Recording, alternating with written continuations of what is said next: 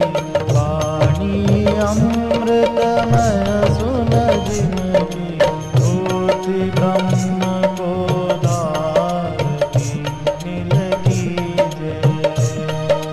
होती ब्रह्म को। श्री राम जय जय राम।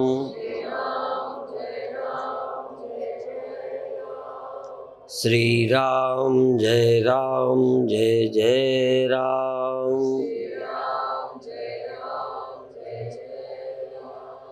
सच्चिदानंद भगवान की, सनातन धर्म की।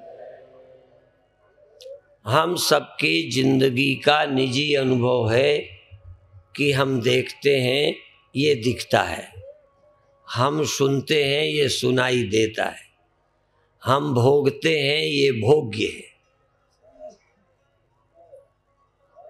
हम सुख लेते हैं इसका, यही है ना। खाने का लेते हैं, व्यक्ति का लेते हैं, सुख भोगते हैं, दुख भी भोगते हैं। इनसे हमें दुख मिलता है, हम दुखी हैं। हमसे तुम दुखी हो।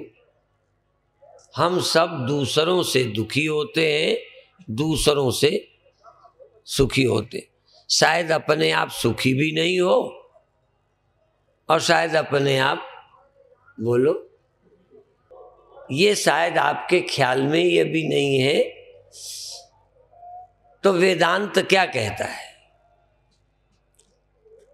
आज बहुत अच्छी कथा पड़ोस में चल रही थी तो मैं रावटी से सुन रहा था,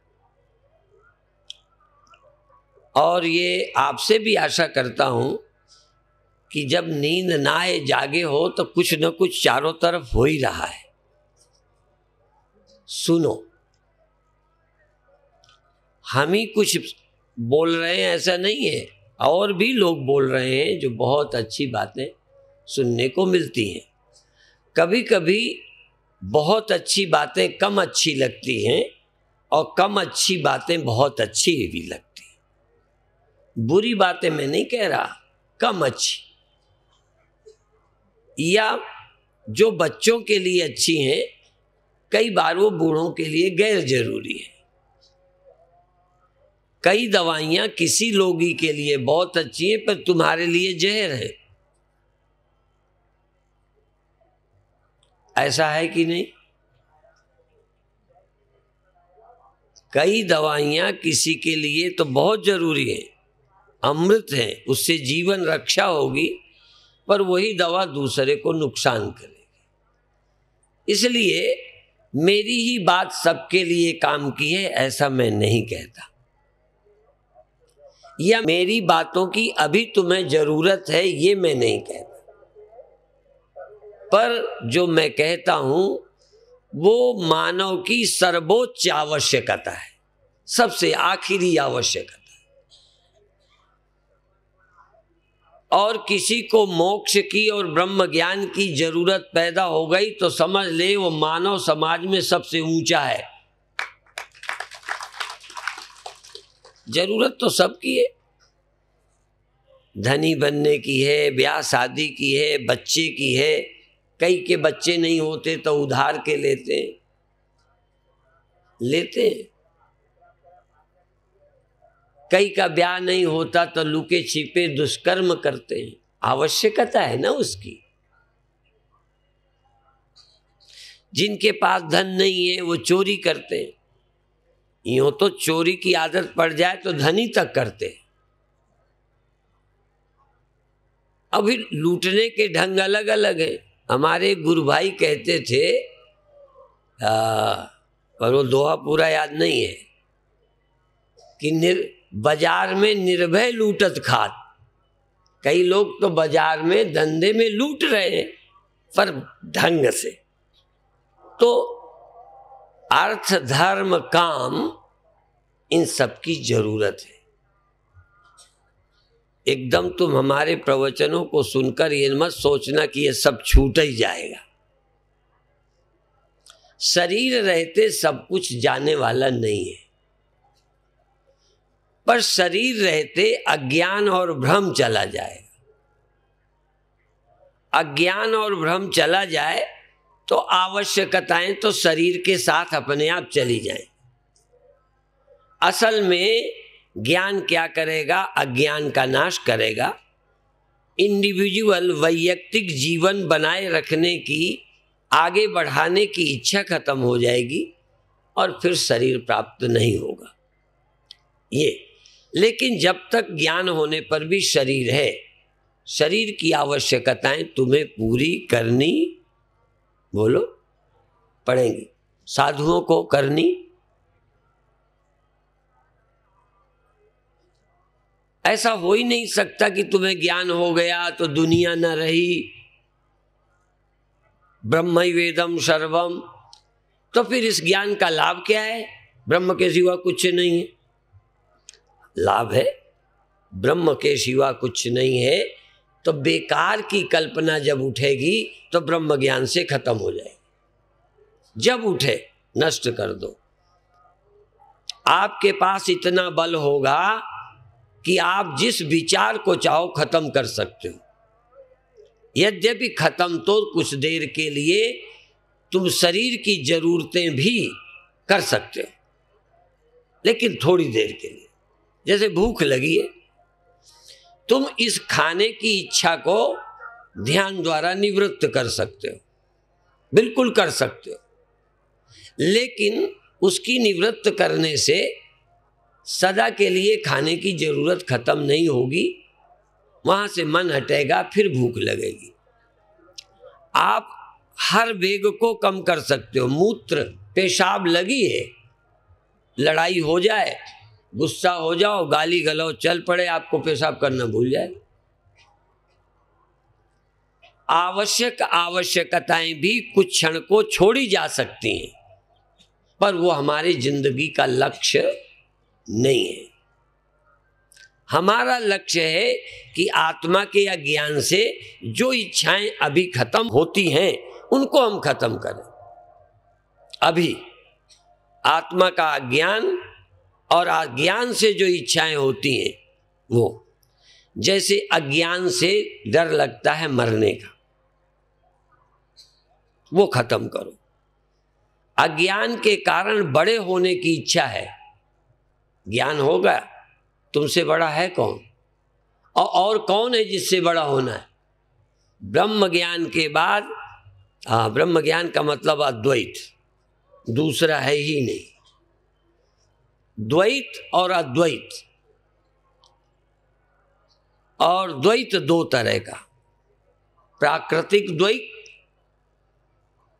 धार्मिक द्वैत, और तीसरा और है भक्त्यात्मक उपासनात्मक द्वैत। तीन द्वैत, अद्वैत बाद में बताऊं। प्राकृतिक द्वैत, हम पुरुष हैं, कोई स्त्री है। प्राकृतिक द्वैत, हम मनुष्य हैं, ये पशु है। हम मनुष्य हैं, ये सांप है। हम चेतन हैं, ये जड़ है। ये प्राकृतिक द्वैत है। ये फिलहाल अभी तुम्हारा बनाया नहीं है। इस प्राकृतिक द्वैत का उपयोग भी सब करते हैं। हम भूखे हैं, भोक्ता हैं, ये भोजन है। इस द्वैत को, प्राकृतिक द्वैत को हम अभी खत्म, लेकिन शंकराचार्य मंत्र बोलते हैं, अहम भोजनम नैव भोज्यम न भोक्ता। अहम भोजनम नैव भोज्यम न भोक्ता। न भोज्य है, न भोजन है, न भोक्ता है, तीन है ही नहीं। अब ये बात तुमको लगेगी कि क्या गप्प मार रहे हैं। और कभी कभी आप महात्माओं से सुनोगे तो ये भी मौका बड़ा विचित्र ढूंढते। खाने बैठे हुए हैं, तब ये मंत्र बोलते, खा के बोलते, बाद में बोलते, खाते समय बोलते हैं। एक बार चिंतन करते हैं कि हम भोक्ता नहीं है, भोजन नहीं है, भोग्य कुछ नहीं है, ऐसा चित्त शांत, तो आप इस चिंतन से मैं पुरुष नहीं हूं, मैं स्त्री नहीं हूं। वैसे प्रकृति से द्वैत है और प्रकृति की आवश्यकता है, पर फिर भी यदि आप गहरा चिंतन करें कि हम आदमी ही नहीं है, हम मनुष्य ही नहीं है, देह ही नहीं है, स्त्री पुरुष है ही नहीं, बूढ़े जवान है ही नहीं, तो एकदम आपका मन शांत हो जाए, इच्छाओं पर नियंत्रण हो जाएगा। ये है चिंतन की बात। जब नींद में चला जाता है, मेरा हाथ ऐसे रखा है, मैं सो गया, उठता हूं तो जगता हूं तो हाथ नहीं उठता, पर सोते में इतना शून्य हो गया मुझे पता ही नहीं चला। कभी कभी ध्यान में बैठे हो, दर्द नहीं मालूम पड़ता, जब ध्यान छोड़ोगे तो पैर उठाते नहीं बनता, शून्य हो गया है। जगत का भान छोड़ा जा सकता है, पर छोड़े रहना लक्ष्य नहीं है। हमने तत्व का ज्ञान किया, अद्वैत चिंतन किया। अद्वैत चिंतन क्या? ना कोई दृष्टा है, ना कोई दृश्य है। ये ऐसे ही नहीं कि जबानी कह रहे हैं, ये भी सच है, कहना ही नहीं, बल्कि एक सेकंड ऐसा आ जाएगा कि न तुम दृष्टा हो न तुम दृश्य हो पर दृष्टा नहीं, हो पर दृश्य नहीं। असल में ये अनुभव तुम्हें आए ही कभी नहीं, आना चाहिए, आ जाएंगे, क्योंकि अभी हम देखते हैं, अभी देखते हैं, ये देखने का अध्यास, मैं देखता हूं ये दिखता है, आपके दिमाग में बैठ गया। तो स्वप्न में क्या करते हो? मैं देखता हूं ये दिखता है।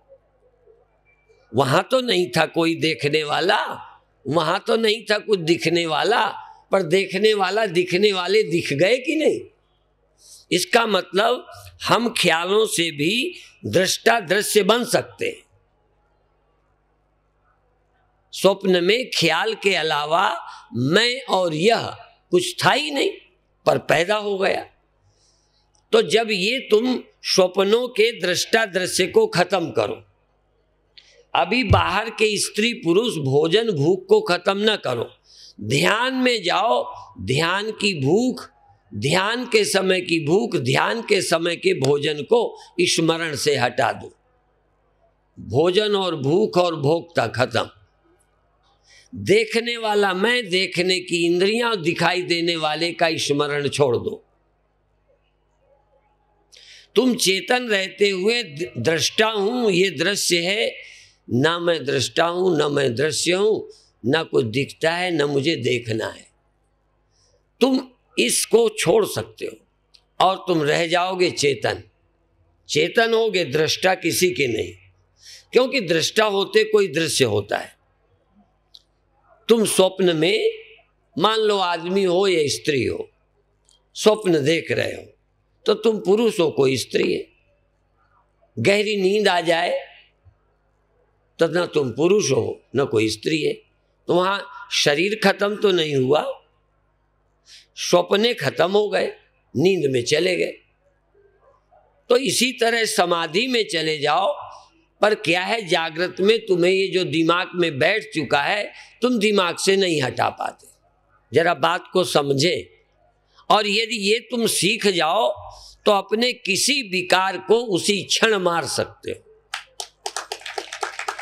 किसी विकार को भी, क्रोध को, काम को, लोभ को, भय को, चिंता को। और इसीलिए जब शिव तीसर नयन उघारा, तीसरा नेत्र जानते हो, हम कई तरह से बताते हैं तीसरा नेत्र। एक तीसरा नेत्र यहां खुलता है और शिव जी के तीसरा नेत्र है, और जो भी शिव हैं उनके तीसरा नेत्र समझो है शिव। अब इसको समझे, सदा द्वैत रहता है, बात को समझे, सदा द्वैत पर प्राकृतिक द्वैत। अब दूसरा एक द्वैत और, मैं भक्त हूं ये भगवान है, ये भी द्वैत है। मैं शिष्य हूं, ये मेरे गुरु है, ये भी द्वैत है। ये मेरे आराध्य हैं, ये ईश्वर हैं, ये मेरे बंधु हैं, इससे भी सुख मिलता है, भक्ति मिलती है। तो एक द्वैत प्राकृतिक है जिससे सुख दुख मिलते हैं, एक द्वैत है जो मेरी कल्याण के लिए हमारे ऋषियों ने हमें एक सोच दी है, उस भक्ति का, भक्त का, भगवान का। भक्त हूं, सचमुच हूं। जैसे सचमुच पुरुष न हो तो स्त्री का सुख नहीं मिलेगा। सचमुच पुरुष न हो तो, सचमुच तुम स्त्री न हो तो पुरुष कुछ नहीं, सचमुच तुम भक्त न हो तो भगवान कुछ नहीं,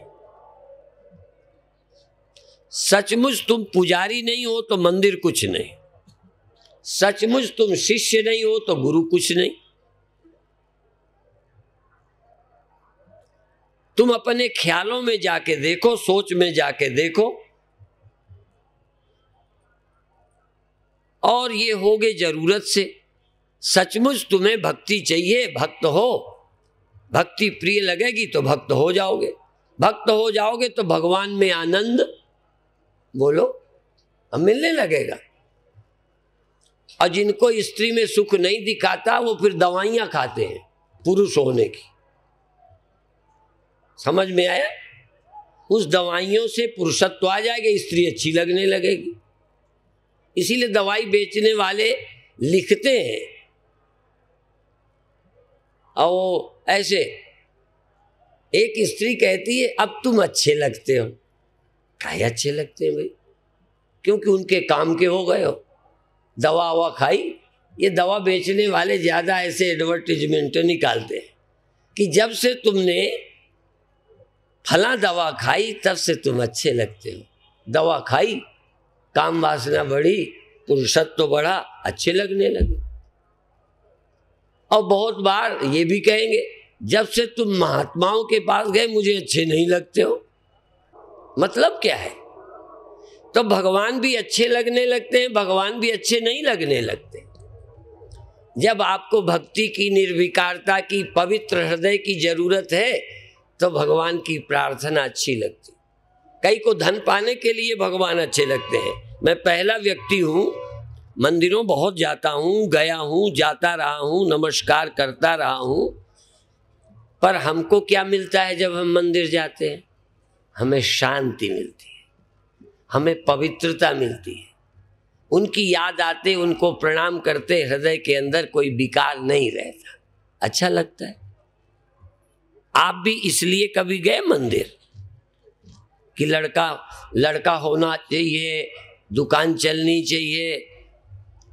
हम भी गए, मतलब हमारा भी है, पर हमको हमारा हृदय अच्छा बनता है। और यही बात उल्टी ले लो, किसी के पास तुम क्यों गए? वो तुम्हें प्रिय लगती है, प्रिय लगता है, काम सुख मिलता है। द्वैत है, दो तरह का द्वैत, प्राकृतिक द्वैत, फिर सांस्कृतिक द्वैत। सांस्कृतिक द्वैत, स्त्री तो है ये पर मेरी माँ है, स्त्री तो है पर ये मेरी बहन है, ये द्वैत भी है, पर सांस्कृतिक द्वैत है जो हमारे धर्म ने द्वैत पैदा किया। पहले द्वैत तो था ही, मेल फीमेल पशु थे। एक द्वैत हमारे ऋषियों ने हमें दे दिया, धर्मात्माओं ने दिया, धर्म ग्रंथों ने दिया। कोई गुरु होगा तो मेल और फीमेल ही होगा, पर जिनको गुरु लगते हैं, पूज्य लगते हैं, उनकी याद में उनको अच्छा लगता है। भाई किसी पुरुष की याद आ जाए तो स्त्री को अच्छा नहीं, किसी पुरुष को स्त्री की याद आए अच्छी नहीं, पर अपनी गुरु माँ की याद आ जाए, अपने गुरुजी की याद आ जाए तो भी बुरा है। बोलो क्यों बुरा नहीं है? क्योंकि वो भी तो मेल फीमेल है, पर गुरु तो है। इसका मतलब ये द्वैत तो है, पर ये सांस्कृतिक द्वैत है। ये मेरी माँ है, माँ के पास आप सयाने तक रहे नहीं, अंधेरे में, उजेले में, एकांत में कभी माँ के पास नहीं रहे। तो मन ज्यादा खराब हुआ क्या? तो क्या हुआ, एक प्राकृतिक द्वैत, एक धार्मिक द्वैत, एक भक्ति कल्याणकारी, ये परमात्मा है।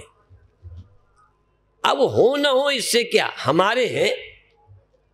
जैसे मैंने पहले कहा, तुम्हारी बहन सबकी बहन तो नहीं लगती, तुम्हारी लगती है, बल्कि किसी की तो पत्नी लगती है। तो इसी तरह से आस्तिक नास्तिक भेद से सबको सब भगवान नहीं लगते। जिनको जो भगवान लगते हैं वो भगवान याद करके मेरा हृदय रसमय बनता है, आनंदमय बनता है। ये अब ये तीन हो गए द्वैत,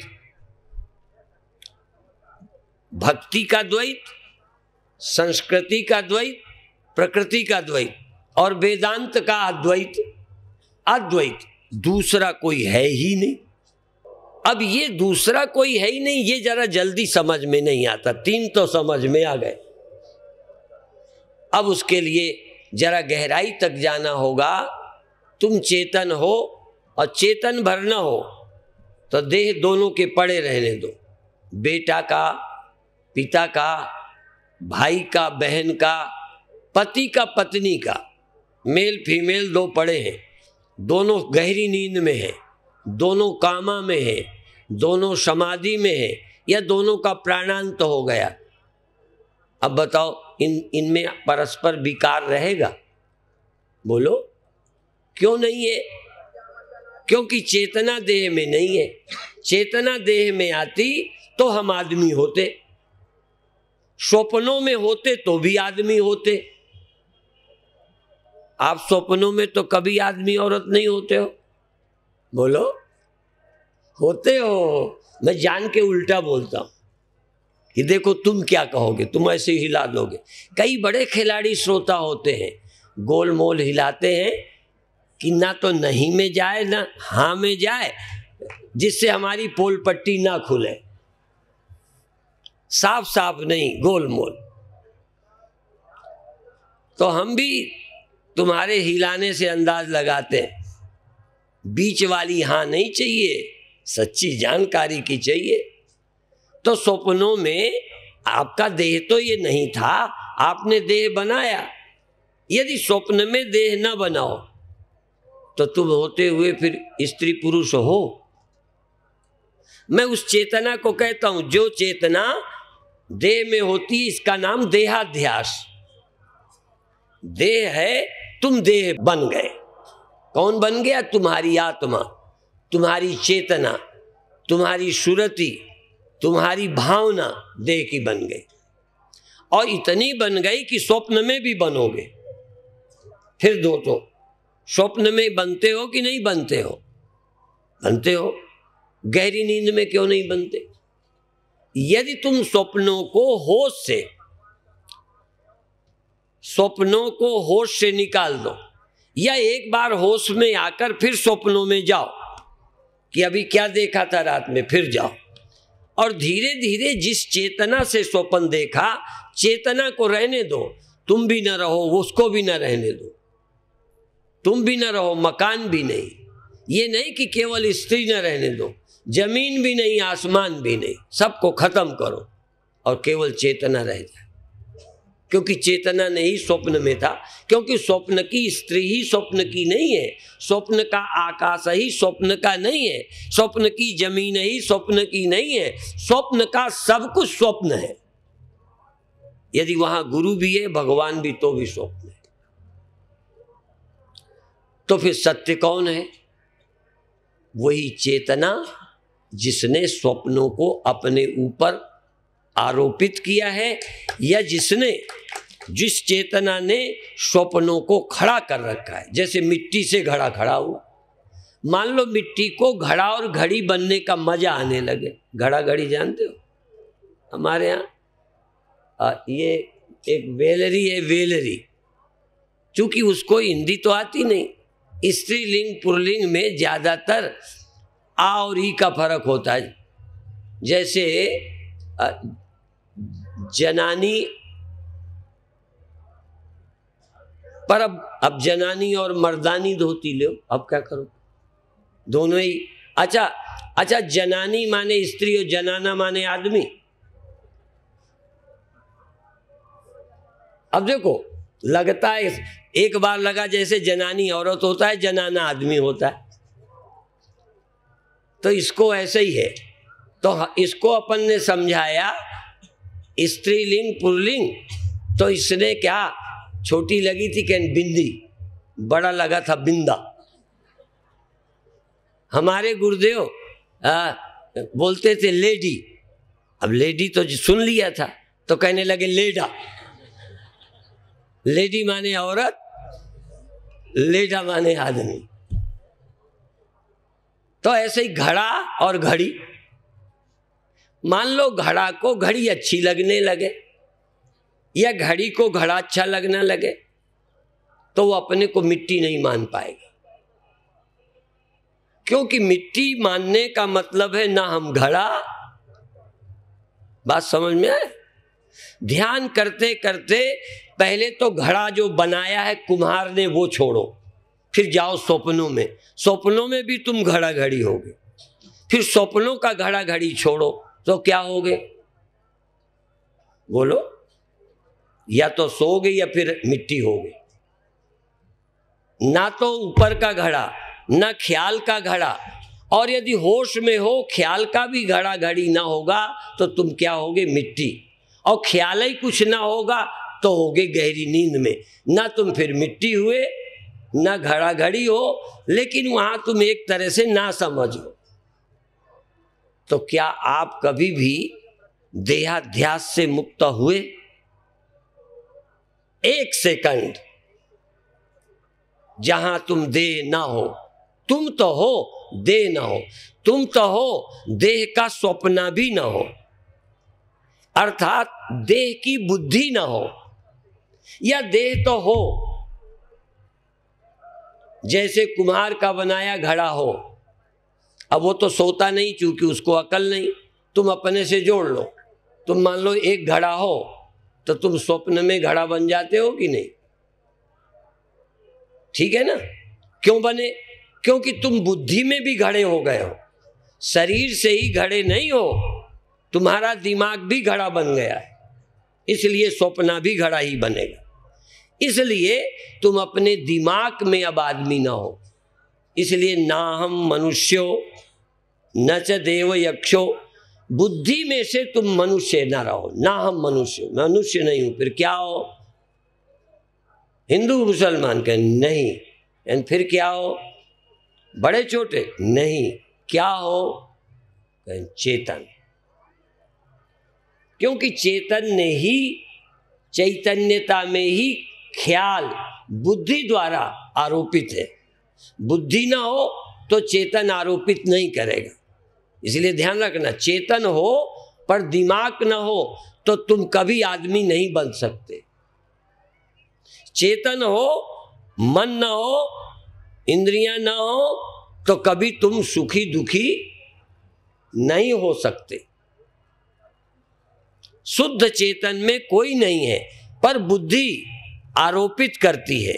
इंद्रियां हमारे ऊपर, इंद्रियों का अनुभव सुख दुख मन में आता है, और मन के सुख दुख बुद्धि स्वीकार करती है। जब बुद्धि स्वीकार कर लेती है तब एक अर्थ में बुद्धि बुद्धि ही नहीं रह जाती। बुद्धि तो थी कि इनकी गलतफहमी अपने में न स्वीकारे, पर इंद्रिय जन्य अनुभव मन में चले गए, मनोजन्य बोध सुख दुख के, हानि लाभ के, भय के बुद्धि में आ गए।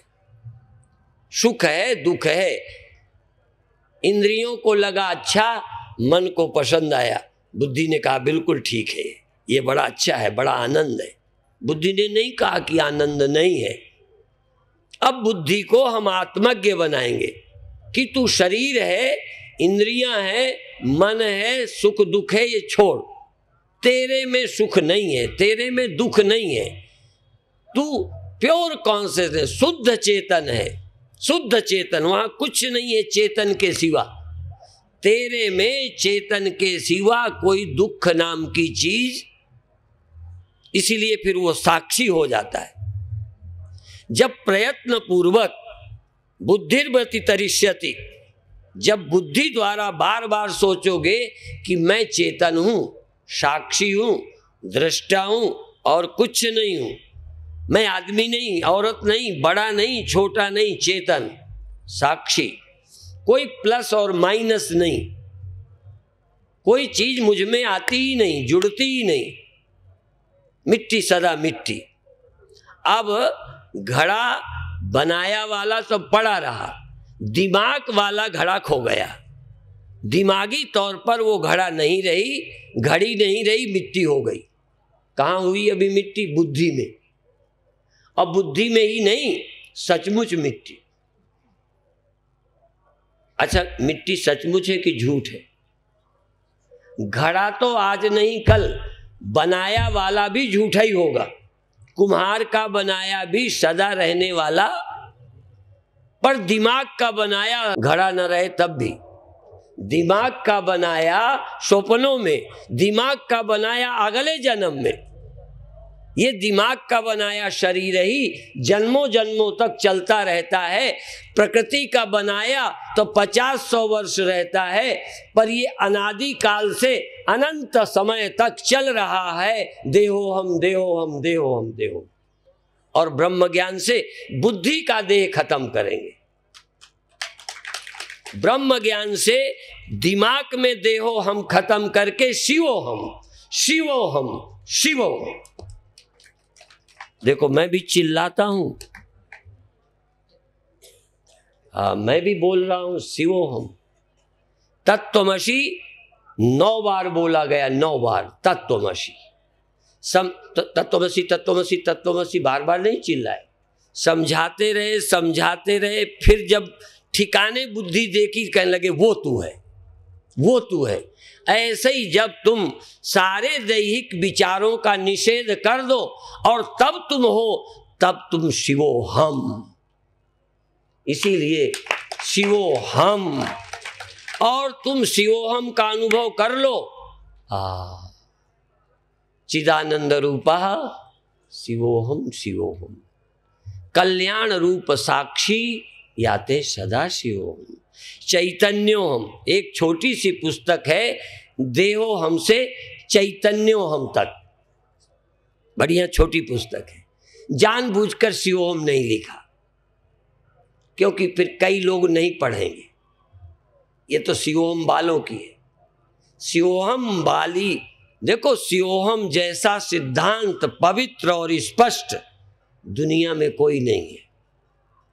लेकिन जब अज्ञानी चिल्लाने लगते हैं तो उससे ज्ञान की प्रतिष्ठा घटती है, क्योंकि उनके अनुभव से कहीं ब्रह्मता झलकती नहीं। जैसे तुम्हारे जीवन से प्रसन्नता नहीं टपकती, घृणा, द्वेष, ईर्षा, निंदा। जबकि उपनिषद कहते ततो न विजुगुप्सते, फिर वो किसी से ईर्षा नहीं करता। तो आप कल्पना करो, एक घड़ा भौतिक है, एक घड़ा चिंतन का है, बुद्धि में, दिमाग में है। अब वो स्वप्नों में है, फिर गहरी नींद। 3 चीजें मानो, पहले घड़ा जागृत, फिर घड़ा स्वप्न, फिर नींद। नींद का मतलब ना मिट्टी ना घड़ा। गहरी नींद में क्या होता है? ना आत्मा ना देह, नींद। और इन 3 में तुम घूमते हो। ये जितने बैठे हो ना, या तो जागृत में ईश्वर रचित प्रकृति प्रदत्त देह, जैसे कुम्हार का बनाया घड़ा, दिमाग का बनाया, तो तुम्हारे 2 हैं। 2 अवस्थाएं रोज होती हैं, एक ये जिसका नाम जागृत, एक वो जिसका नाम स्वप्न, तीसरा गहरी नींद। गहरी नींद में तुम स्त्री हो ये अनुभव होता है? बोलो। अब आत्मा हो, ब्रह्म हो ये अनुभव होता है? तो तुम ब्रह्म हो कब जानोगे?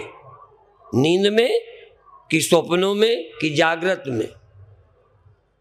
अब जागृत में कोशिश करो कि देह रहते निषेध करो, ना हम देहो हम आत्मे थी। हम देह नहीं है, हम आत्मा है। ये निर्णय करो। और दिमाग में जो आए कि नहीं ऐसा, कह दो नहीं ये तो देह, मैं नहीं देह हूं, ये ख्याल मैं नहीं हूं। तुम देह का स्वप्न ही ना सोचो, माने देह का चिंतन ही ना करो, देह हूं ये ख्याल ही छोड़ दो। और तुम छोड़ोगे तो मर थोड़ी जाओगे, क्योंकि जो चेतन देह हूं सोचता है वो चेतन देह नहीं हूं ये सोच सकता है। किसके सहारे? बुद्धि के सहारे। बुद्धि ना होती तो हम तुमको आत्मा नहीं समझा सकते थे, पर बुद्धि ना होती तो तुम देह भी ना होते। मन बुद्धि हटा दे तो देखो चेतन इसी शरीर में रहेगा, देहो हम नहीं रहेगा। इसका मतलब जिस चेतन में देह भाव आरोपित है, मेरी अज्ञान बुद्धि के कारण मैं ज्ञान द्वारा इस बुद्धि को बदल दूं। गुरु केवल बुद्धि बदलने के लिए है, फिर समझ लो। गुरु आशीर्वाद देने के लिए नहीं, तुम्हारे बच्चे को जिलाने के लिए नहीं। असल में देहो हम बुद्धि को मिटाने के लिए, और चैतन्यो हम शिवो हम अहम ब्रह्मास्मि बुद्धि जगाने के लिए गुरु है। और जो ये जगा दे वही सच्चा गुरु है। और जो नहीं जगा पाए, सिर्फ मजहब की तरह एक मंडल खड़ा कर दे, वो गुरु नहीं है। मंडल खड़ा करना तो मंडल तो गंजेड़ियों के हैं, मंडल तो भंगेड़ियों के हैं, जुआरियों के हैं, और मूर्ति पूजकों के हैं, तीर्थ यात्रियों के हैं। बहुत है मंडल, अनेक मंडल हैं। संख्या की जरूरत है। संगे शक्ति कलौ युगे, कलयुग में संख्या का बड़ा महत्व है।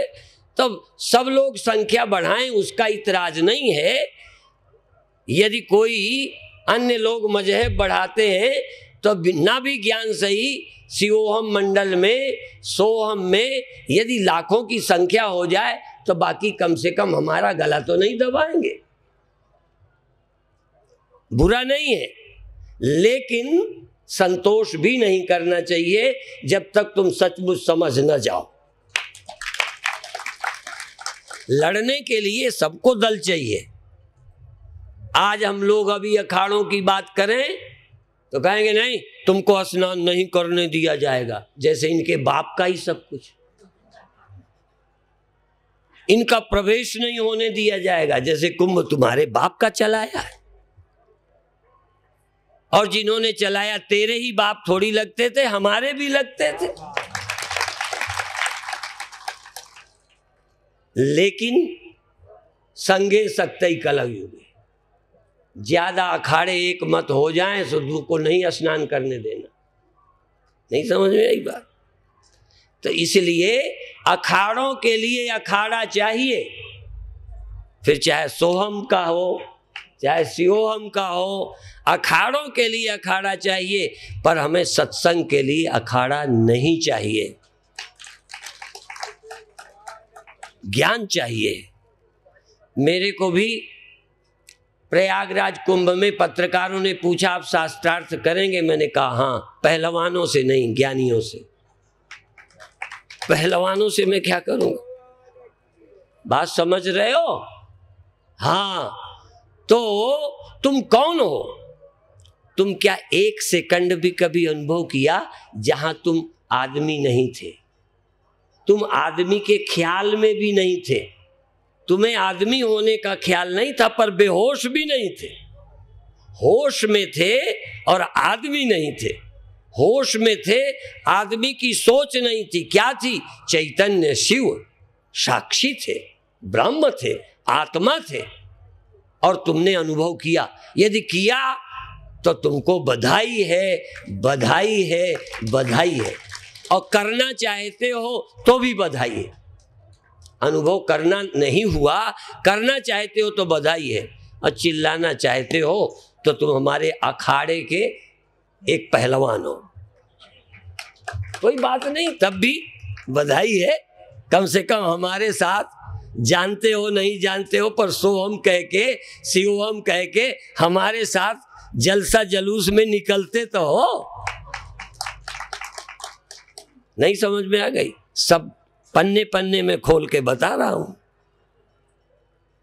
यहां न पक्षपात कछ राखो, वेद पुराण संत मस भाखो।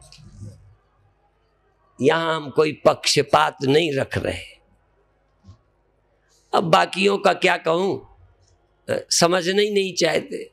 कोई रोशनी दिखा रहा, कोई कुंडलनी जगा रहा, कोई गुब्बारा, कोई कुछ, कोई शिव बाबा दिखाते। अब ये शिव बाबा जो दिखते हैं शिव बाबा हैं। फिर वही कहूं, भजन के लिए, ध्यान के लिए यदि शिव बाबा दिखते हैं तो बहुत आनंद मिलेगा, शांति मिलेगी और मिल भी रही है। पर यदि इसको ज्ञान कहते हैं तो मैं पहला व्यक्ति हूं कि इन सब का विरोधी हूं। ध्यान तो तुम किसी का करते हो, तुम्हें प्रेम है, अच्छा लगेगा। किसी मंदिर में बैठ जाओगे, राम भगवान का ध्यान में जिनका मन लग जाता है क्या कहना है, कृष्ण भगवान में लग जाता है क्या कहना है, शिव भगवान में लग जाता है क्या कहना है। उजेला देखकर मन लगता है बहुत अच्छा है, अंदर अंदर आकाश दिखता है, प्रकाश दिखता है, शरीर में हरकत होती, आनंद आता है। तुम बुरा मत मानना कि मैं खंडन कर रहा हूं, बहुत अच्छा है, बहुत अच्छा है।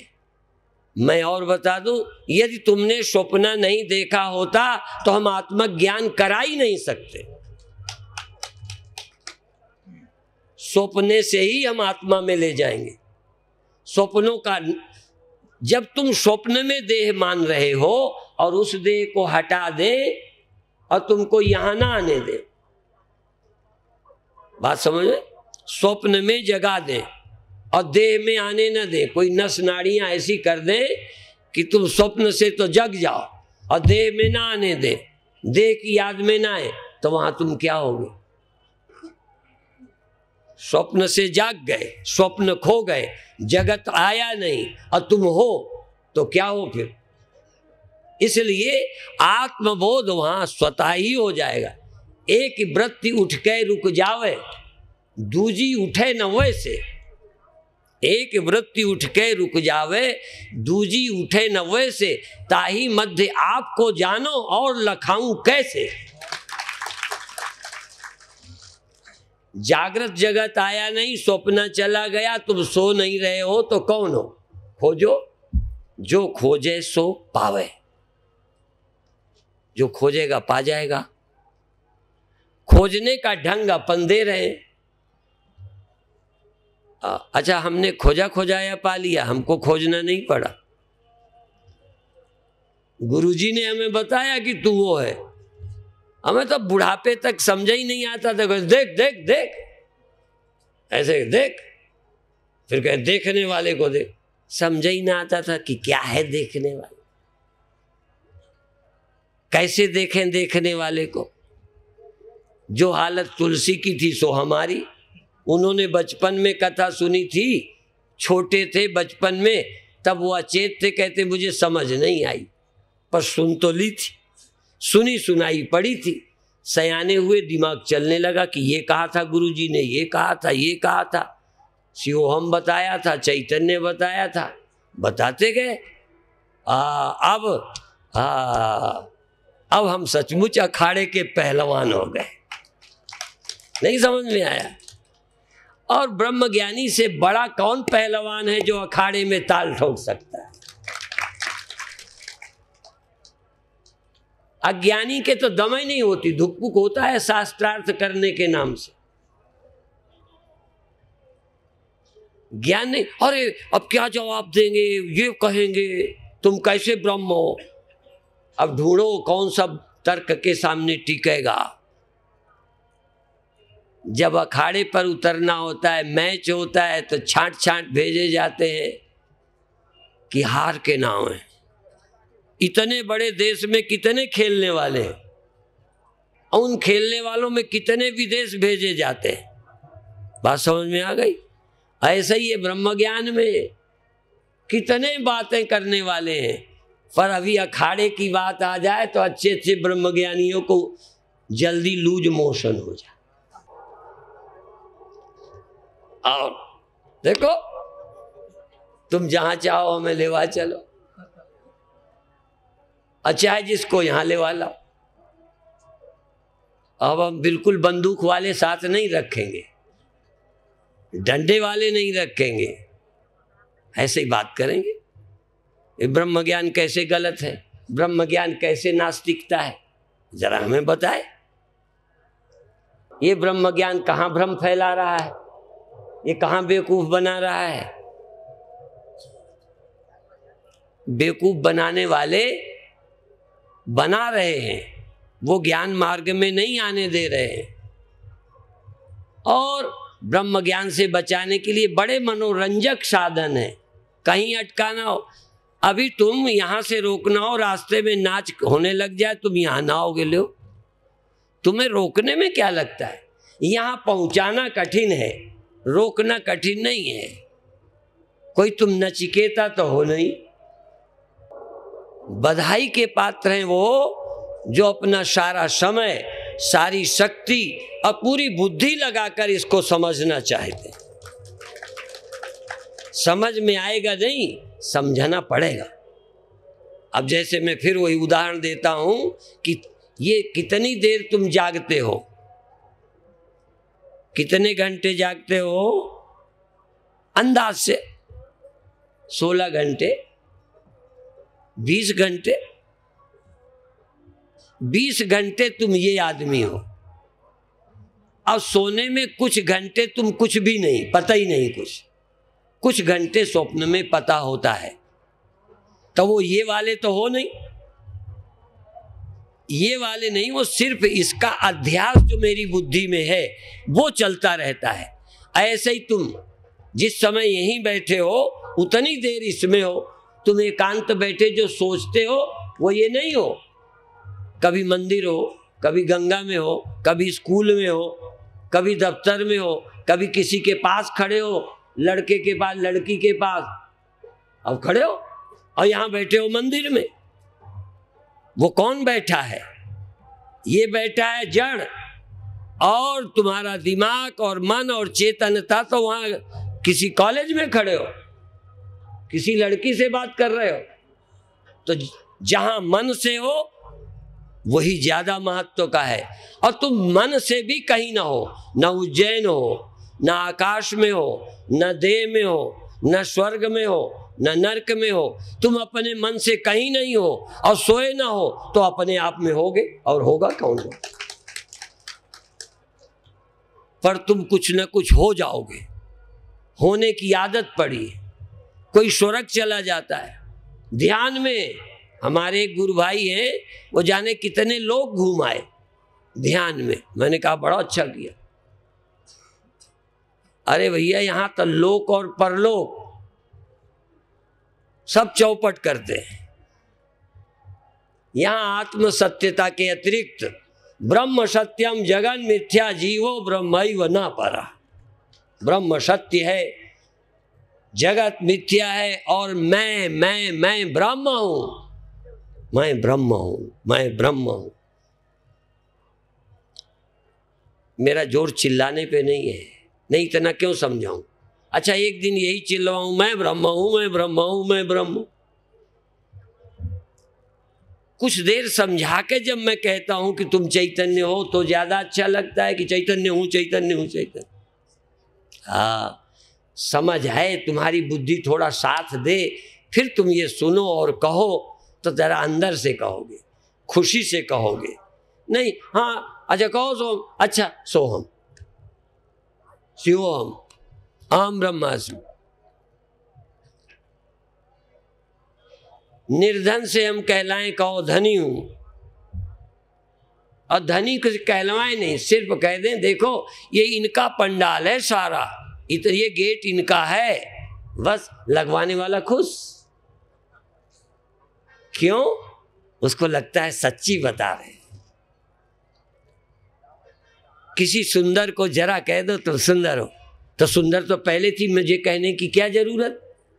पर कहने से उसे सुंदरता का ख्याल आ गया, अच्छा महसूस होने लगे। पढ़े लिखे को कह दो, ये बहुत, इनको पूरी रामायण याद है, इनको पूरी गीता याद है, एक वैष्णव महात्मा पूरी रामायण जानते हैं, पूरी एक एक दोहा वो सुना सकते हैं। तुम दोहे का नंबर बोल दो कि बालकांड के इस नंबर का दोहा बोलो, बोल देंगे। इस नंबर की चौपाई बोलो, बोल देंगे। और तुम नंबर बोलो तो दोहा बोल देंगे। तुम दोहा बोल के नंबर पूछो कि किस कांड के कौन सा नंबर का दोहा है तो बता देंगे। शीर्षासन कई कई घंटे करते, शीर्षासन में भी रामायण पूरी बोल जाते। गजब बात समझ गए मैं कि क्यों बता रहा हूं? प्रैक्टिस। तुमको ये सब प्रैक्टिस हो गई है। मैंने ये प्रैक्टिस नहीं की, दूसरी की। मैंने श्लोक याद करने की प्रैक्टिस नहीं की। श्लोक गलत निकल जाते हैं, पर तुम्हें सही याद आते हैं तो मैं सम्मान करता हूं। पर श्लोक ही भर आते हो और आत्मा का कुछ ज्ञान नहीं हो तो भी मैं बहुत खुश नहीं।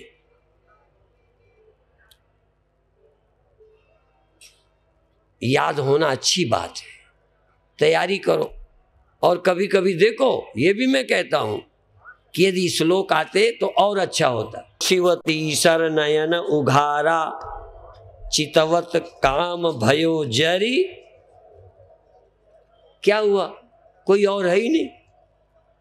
काम के लिए और चाहिए। क्रोध की द्वैतक बुद्धि बिन, द्वैत की बिना अज्ञान, माया बस पर छिन्न जड़, जीव की समान।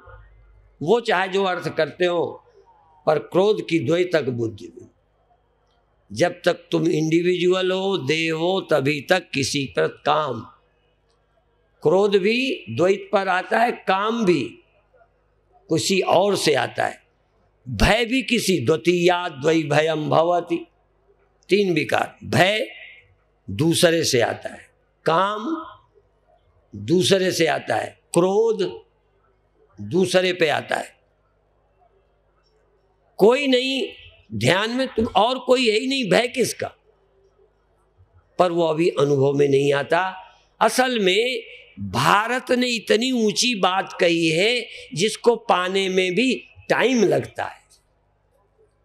इसीलिए वेदांत की वैल्यू समाज में कम है, क्योंकि उसको लोग अधिक अनुभव नहीं कर पा रहे। हमारे कई भक्त हैं इंदौर के, जिन लोगों की ड्यूटी लगाई कि यहां कुछ थोड़ा सहयोग करो, उन लोगों को बहुत भीड़ नहीं होती मेरे प्रवचनों में, तो उन्हें कम अच्छा लगता है। तो मैंने कहा, दादा तुम चिंता न करो, मेरे में बहुत भीड़ नहीं हो सकती। अब कोई एक्टर बुला लो, हो जाएगी भीड़। और आजकल तो बाबा भी एक्टरों से कम थोड़ी हैं। उनकी सजावट देखो तो पता चल जाए कि कोई नई एक्टर आ गई है।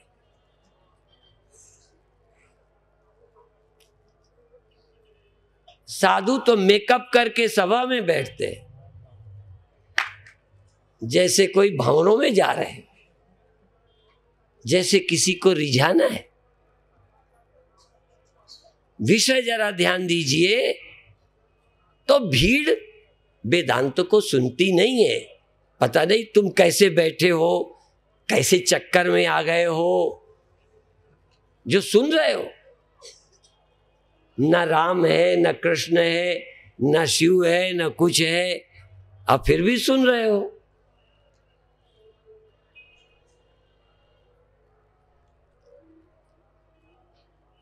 पर एक बात फिर कहूं, अनुभव आसान नहीं है। मेरे तर्कों से, उदाहरणों से, दलीलों से तुम प्रभावित हो, पर इस सच्चाई को समझकर निर्द्वंद होना आसान नहीं है। निर्द्वंदो नित्य सत्वस्थो निर्योग क्षेम आत्ममान। भगवान कहते हैं योग क्षेमम वाम में हम, और उसको कहते हैं योग क्षेम की जरूरत ही नहीं। साधक को भगवान के भक्त का योगक्षेम भगवान वहन करते हैं, ख्याल रखते हैं, मदद करते हैं। ज्ञानी का निर्योगक्षेम आत्मवान, जो आत्मवान है न उसे योग की न क्षेम की। हाँ, इसीलिए ज्ञानी प्रभु विशेष प्यार। ज्ञानी मोरे प्रौढ़ तनय सम ज्ञानी, मेरा जवान बेटा, तुम्हारा जवान बेटा, उसकी चिंता तुम करोगे कि वो तुम्हारी करेगा? झूठ नहीं बोलो, बोलो।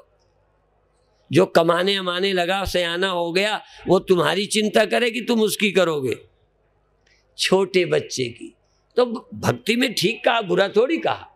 मोरे प्रौढ़ तनय सम ज्ञानी, ज्ञानी मेरे जवान बेटे हैं, जिनकी मुझे अब चिंता करनी नहीं है, वो खुद संभल गए हैं। और जो भगत हैं वो मेरे बच्चे हैं, उनको मैं संभालता हूं। कोई बुरी बात थोड़ी है। अब बच्चे हो तो तुम जाओ, संभालते रहे भगवान। और भगवान ज्ञानी से क्यों खुश हैं? तुम बच्चे को देख रेख करते हो, पर झूठ नहीं बोलना, बेईमानी मत करना।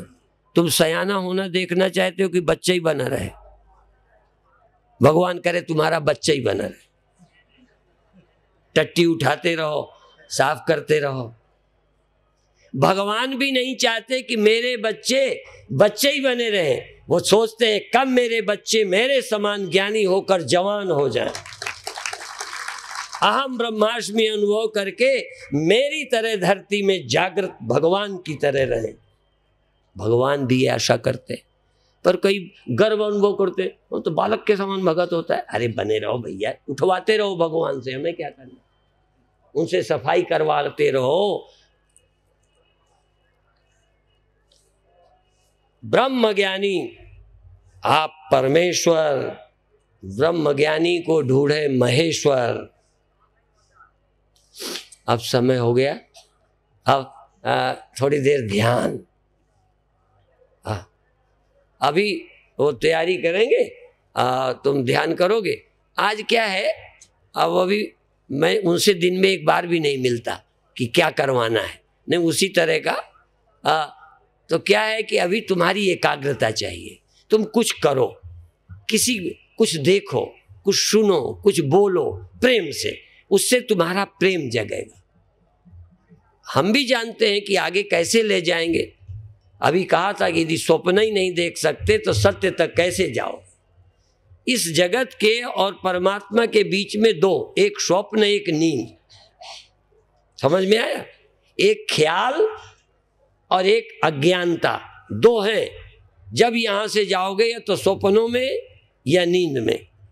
स्वप्ने चाहे अच्छे हो तो अभी स्वप्नों में जाओ। अकेले जाओगे स्वप्नों में तो कौन वहां जगाएगा? मेरे सामने तुम स्वप्न में जाओगे तो मैं वही कहूंगा, ये तुम्हारा स्वप्न है उजेला, तू कौन है? ये जो तुझे दिख रहा है भगवान, ये तो दिख रहे, तू कौन है? हम वहीं जगा देंगे और सब गायब हो जाएंगे सपने, तुम अकेले सत्य रह जाओगे। और सत्य नाम को छोड़कर जपे और का जाप, उनके मुंह में डाल दो नौशादर को बाप। तो अब संकीर्तन ध्यान, अभी पैर बदल लो, वो कीर्तन कराएंगे 10 मिनट, फिर छुट्टी देंगे 10 मिनट। खूब झूमो, खूब उछलो, अपनी जगह रहो। अब बोलने से ज्यादा शरीर और अंदर होश होश कैसे उछले, क्या कर रहे हो, क्या हो रहा है, तुम एक मस्त हो जाओ, एकाग्र हो जाओ। बहुत अच्छे।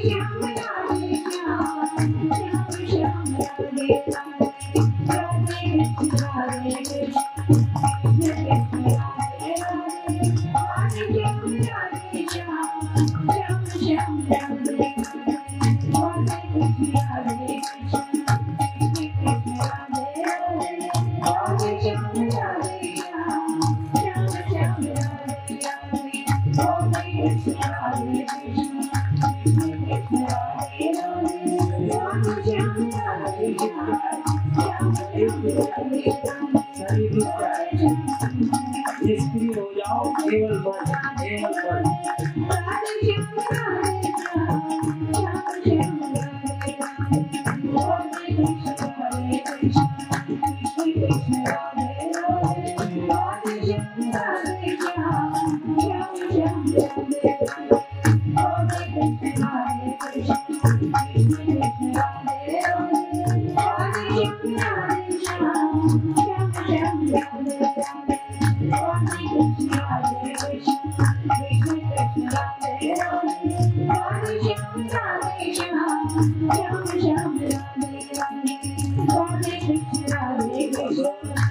अपनी शरीर उंगलियों से अपनी आंखें और कान बंद करो। शरीर उंगलियों से आंख और नीचे से कान बंद करो। कृष्ण राधे राधे राधे श्याम श्याम श्याम राधे राधे राधे कृष्ण अपनी उंगलियों से आँख आंखें से कान बंद कर ले। श्याम राधे राधे कृष्ण राधे कृष्ण कृष्ण राधे राधे राधे श्याम राधे श्याम श्याम राधे राधे कृष्ण राधे कृष्ण कृष्ण राधे राधे राधे श्याम राधे श्याम श्याम राधे राधे कृष्ण राधे कृष्ण कृष्ण राधे राधे राधे श्याम राधे श्याम श्याम राधे राधे कृष्ण राधे कृष्ण कृष्ण राधे राधे राधे श्याम राधे श्याम श्याम राधे राधे कृष्ण राधे कृष्ण राधे राधे राधे श्याम राधे श्याम श्याम राधे राधे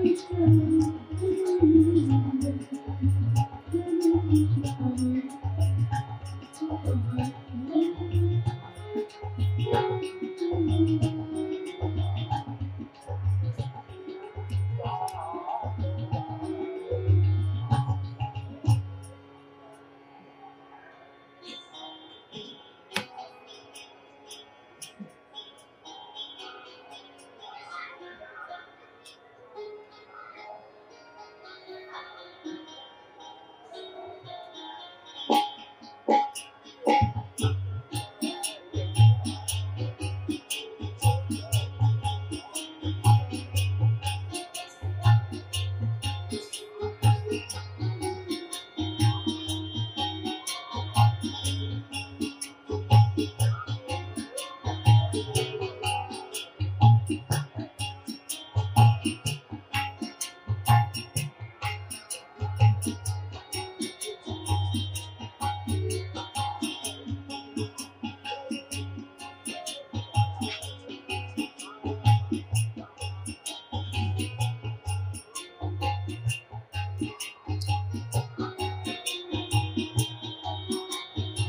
अब हाथ नीचे कर ले, आंख नहीं खोले, धीरे से हाथ नीचे कर ले।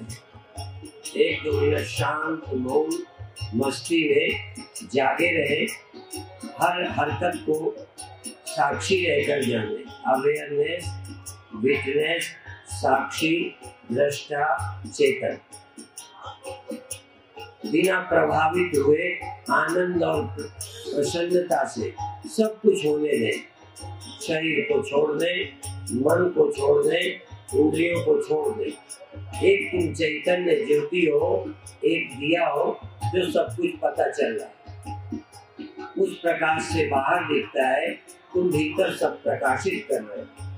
नस नाड़ियों को, शरीर को, श्वास को, इंद्रियों को सब तुमसे मालूम पड़ती है। तुम चिन्मात्र ज्योति हो, आत्म ज्योति हो, ज्ञान ज्योति हो। ज्योति ज्ञान नहीं है, पर ज्ञान ज्योति है। ज्योति ज्ञान नहीं है, ज्योति चेतन नहीं है, पर चैतन्य जरूर ज्योति है।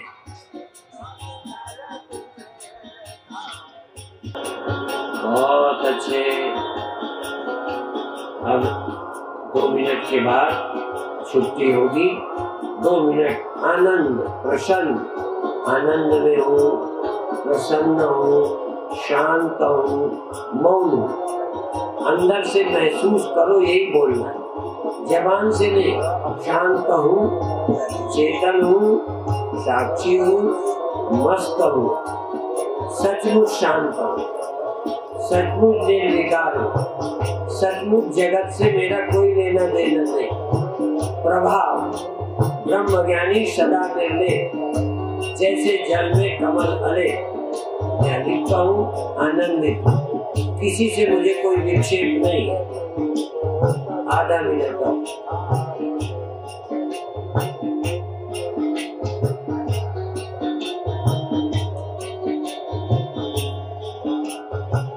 बहुत अच्छे। अब धीरे धीरे सहज भाव से छोड़ दें।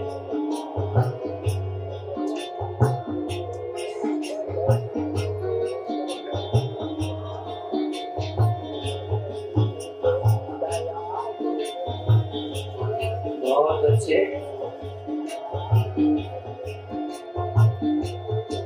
सहज भाव में आ जाए।